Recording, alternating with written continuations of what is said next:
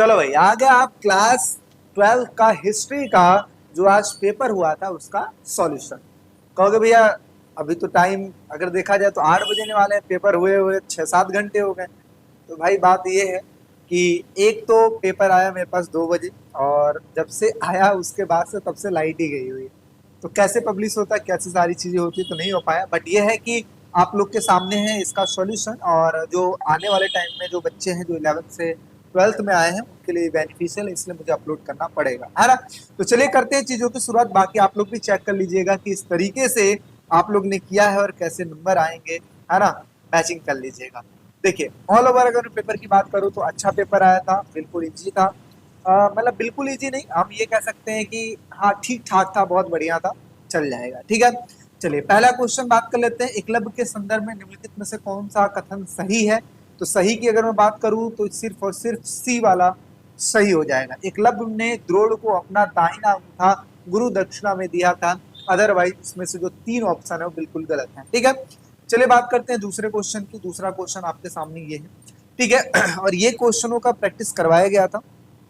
क्या लिखा है, कौटिल्य, हरिश्रेष्ठ, बागभट्ट और भरत।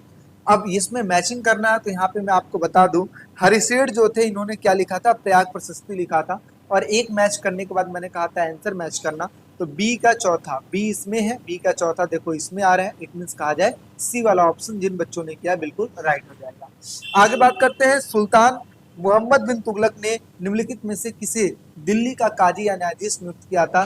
तो अलबिरूनी को तो नहीं किया था, ये सब नहीं होगा, कौन हो जाएगा, इब्न बतूता हो जाएगा, ठीक है। चलिए इंग्लिश मीडियम वाले बच्चों की अगर मैं बात करूं सेम वही है, पहले वाले का सी हो जाएगा, दूसरे वाले का सिंपल सी है, इसको मैच करो, मैच करने के बाद सीधा ऑप्शन चेक करो, इसका भी सी हो जाएगा, तीसरे वाले का भी सी हो जाएगा, और चौथे वाले की अगर मैं बात करूं तो अब पहले हिंदी में देख लेते हैं फिर इंग्लिश में देख लेते हैं। क्या निम्नलिखित शासकों में से किसने सबसे पहले सोने के सिक्के जारी किए थे, किसने किए थे जारी, कुषाण शासकों ने किया था, ठीक है। राजा गोमतीपुत्र श्री सतकर्णी के संदर्भ में निम्नलिखित में से कौन सा कथन सही है। तो हालांकि देखा जाए तो इसमें बी वाला सही हो जाएगा, पांचवे का बी क्या हो जाएगा, राइट आंसर हो जाएगा, ठीक है। छठे की बात कर लेते हैं, बौद्ध धर्म के शिक्षाओं के संदर्भ में निम्नलिखित कथनों को पढ़िए और सही विकल्प का चयन कीजिए। तो देखिए ये सारे इसके ऑप्शंस थे, जैसे विश्व अनित्य है, लगातार बदल रहा है, बिल्कुल ठीक है। यह आत्मविहीन है और यहाँ कुछ भी स्थायी नहीं है, ठीक है। दुख और पीड़ा मनुष्य के जीवन में अंतर्निहित तथ्य है, ये भी बात सही है। जब 3 सही है तो 3 सही है तो फिर 3 वाला ही आंसर हो जाएगा, यानी कि पहला, क्योंकि इसमें 4 का तो ऑप्शन दिया ही नहीं, जब तीनों ही सही है तो ये हो जाएगा। बाकी चौथा लिखा था जीवन के संसार का त्याग, जीवन के लिए संसार का त्याग आवश्यक है, गलत हो जाएगा, है ना। चलिए चौथे का अगर मैं बात करूं तो क्या हो जाएगा, कुषाण रूरल हो जाएगा। पांचवे की अगर मैं बात करूं तो क्या हो जाएगा, पांचवे का which one of the following statement is correct regarding the Raja Gautamiputra Satakarni, ठीक है, श्री सतकर्णी, तो इसका दूसरा वाला राइट हो जाएगा। तीसरे की अगर मैं बात करूं तो तीसरे का 6 का बात करें तो ये ए वाला राइट हो जाएगा। अब बात कर लेते हैं ये देखिए बेसिकली चैप्टर से लिया गया है, ये 4 चैप्टर का है, ठीक है। तो यहाँ पर इसको देखना था और बताना था क्या है, तो ये है आपका महाबलीपुरम की मूर्तियां हैं, ठीक है। चलिए तो ये हो जाएगा। आगे बात कर लेते हैं अगला, नीचे 2 कथन दिए गए हैं ए और आर, इसको ध्यान से पढ़ना और इसका सही जवाब देना है। तो देखिए बौद्ध धर्म के तरह जैन धर्म को भी भारत के विभिन्न हिस्सों में फैला, बिल्कुल ठीक है। कारण है जैन विद्वानों ने तमिल, प्राकृतिक, संस्कृति जैसे अनेक भाषाओं में साहित्य का सृजन किया, दोनों सही है, यानी कि ए वाला बिल्कुल राइट हो जाएगा, ठीक है। यहाँ पे देख लेते हैं, ये हो जाएगा आपका 7वें का बी।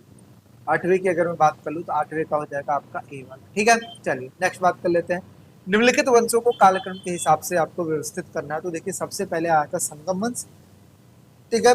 और संगम वंश के बाद बात करते हैं सुलु वंश, फिर तुलु वंश, फिर अराविदु वंश। तो दूसरा पहला चौथा, दूसरा पहला चौथा फिर तीसरा, यानी कि डी वाला ऑप्शन बिल्कुल राइट हो जाएगा। निम्नलिखित जानकारी की सहायता से सूफी संत की पहचान कीजिए। इनकी खानका दिल्ली में यमुना के किनारे खानका है, तो किसका था, शेख निजामुद्दीन औलिया का है, ठीक है। सिर्फ इतना ही समझो और यही सीधा आंसर मारो। आगे 11वां है, उपयुक्त विकल्प का चयन कीजिए और इसके हिसाब से। तो देखिए पंजाब में लाहौनी जो था वो था आपका जंगली कबीला। असम की अगर मैं बात करूं तो अहोम, अहोम इसका राइट हो जाएगा। मेवाड़ का भील हो जाएगा। चलिए 9वें की बात कर लेते हैं। 9वें का जैसा कि अभी हमने बात किया था, डी वाला ऑप्शन राइट होगा, ठीक है। इसके अलावा 10वें की अगर मैं बात करूं तो 10वें का था आपका निजामुद्दीन औलिया, इधर बात करें तो अहोम्स हो जाएगा, ठीक है। नेक्स्ट बात करते हैं 12वें की। दक्षिणी भारत में आरंभिक भक्ति आंदोलन के विषय में सही कथनों की पहचान करनी है। अलवार और नैनार भक्त एक स्थान से दूसरे स्थान पर भ्रमण करते हुए तमिल में भजन गाते थे, ठीक है। अलवार संतों के मुख्य काव्य, ये भी ठीक है। इसके अलावा तीसरा भी कई काल मैया रंडाल, ये भी ठीक है। तीनों सही है, इस वजह से आपका पहला वाला राइट आंसर हो जाएगा। 13वें की बात कर लेते हैं। मुगल शासन के दौरान कृषि के विकास के लिए निम्नलिखित में से कौन सा प्रमुख कारक नहीं है? तो कौन सा नहीं है? प्रचुर मात्रा में भूमि का उपलब्धता, सस्ते श्रमिक, ट्यूबवेल का उपयोग। उस समय ट्यूबवेल कहाँ चलता था? तो ये राइट हो जाएगा। 14वें की बात कर लेते हैं, तो आपको सुमेलित करना है, तो अब्दुल अल रज्जाक मोरक्को, सी वाला राइट हो जाएगा। आगे बाकी किसी भी क्वेश्चन में अगर आपको डाउट लग रहा है तो आप जरूर कमेंट सेक्शन में कमेंट करें। Identify the correct statements regarding the early भक्ति मूवमेंट इन साउथ इंडिया। तो यहाँ पे अभी हमने बात किया था, 12वें का ए वाला राइट हो जाएगा। 13वें की बात करते हैं। 13वें का जो हो जाएगा, which among the following was not the major factor for the development of agriculture during the Mughal India. तो इसका राइट हो जाएगा, availability of the tubewells for the irrigation. ये कहाँ था? ट्यूबवेल थोड़ी था। 14वें की बात कर लेते हैं, which of the following spare is correctly matched. तो ये है आपका सी वाला राइट हो जाएगा। आगे नाना साहब के संदर्भ में निम्नलिखित में से कौन से कथन सही है? तो नाना साहब पेशवा बाजीराव द्वितीय के उत्तराधिकारी थे, ठीक है। नाना साहब ने कानपुर में 1957 के विद्रोह का नेतृत्व किया था, ये भी सही है। यानी कि दोनों ही सही है, यानी कि डी वाला ऑप्शन राइट हो जाएगा। आगे निम्नलिखित में से किस नेता ने वियतनाम को साम्राज्यवादी नियंत्रण से मुक्त कराने के लिए संघर्ष किया था? तो किसने किया था?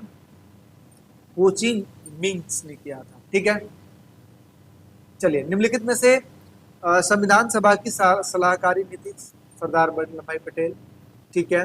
निम्नलिखित ऐतिहासिक घटनाओं को कालक्रम के हिसाब से जोड़ा जाए तो अगर देखा जाए तो सबसे पहले जो चीज हुआ था, सबसे पहली चीज क्या हुआ था? सबसे पहला चीज हुआ था चंपारण, फिर हुआ था खेड़ा, फिर हुआ था रौलटक और फिर हुआ था ये, यानी कि पहला, दूसरा, चौथा और तीसरा। पहला, दूसरा, चौथा और तीसरा, बी वाला ऑप्शन राइट है। तो देख लेते हैं, which of the following statement regarding the नाना साहब। तो यहाँ पर डी वाला ऑप्शन राइट था। Who amongst the following leader struggled to free Vietnam for the imperialists control। तो क्या हो जाएगा इसका? हो ची मिन्ह, ठीक है। Who amongst the following was the head of the advisory committee of the Constituent Assembly? Sardar Patel. Arrange the following, तो इसका जो राइट आंसर हो जाएगा वो हो जाएगा, सबसे पहले क्या हुआ था? चंपारण ये, फिर उसके बाद ये और फिर ये, तो यानी कि देखा जाए तो बी वाला राइट आंसर हो जाएगा। राजमहल की पहाड़ी से संथालों के आने से पहाड़ियों पर क्या प्रभाव पड़ा? तो पहाड़ियों पर देखिए क्या प्रभाव पड़ता है। पहाड़ी लोग विस्थापित होकर ऊपर की ओर चले गए थे, बिल्कुल ठीक है, पहला वाला राइट हो जाएगा। एक चिकित्सक भी था, तो और उसने कलकत्ता में चिड़ियाघर की स्थापना करे, उसने बंगाल का संरक्षण भी किया, और साथ ही साथ उसने अपना पारिवारिक नाम हैमिल्टन खान रखा था। तो किसने रखा था? फ्रांसिस बुकानन ने रखा था, ठीक है।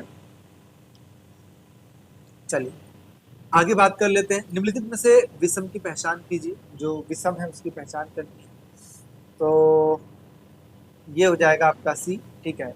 वेलेजली पास आप शिक्षा हो जाएगा, ठीक है।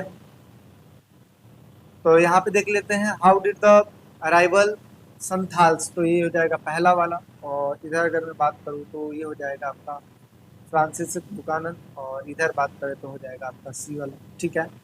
21वें का सी।